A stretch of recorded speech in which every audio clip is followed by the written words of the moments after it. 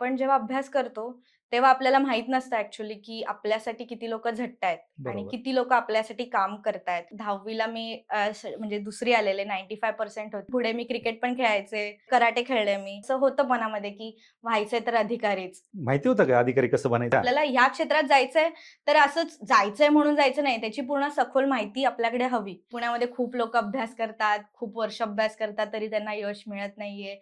त्यामुळे मला पुण्याबद्दल एक निगेटिव्ह होतं माझ्या मनामध्ये. आमच्या बिल्डिंगमध्ये कोणाला माहितीच नाहीये, की एम-पी-एस-सी म्हणजे काय आहे?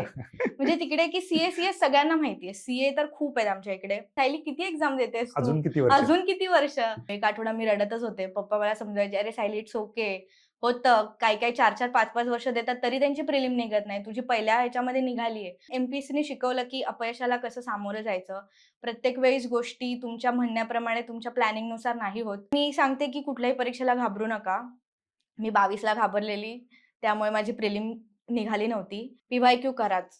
कराच म्हणजे there is no other option, की ते बोरिंग वाटतं आय नो. ते म्हणतात एम-पी-एस-सी एक नशा आहे आणि ते जोपर्यंत मिळत नाही तोपर्यंत माणूस करत जातो. पण किती करायचं त्याला पण लिमिट आहे एक्झॅक्टली. आणि एक्झिट घेतली पाहिजे असं मला वाटतं.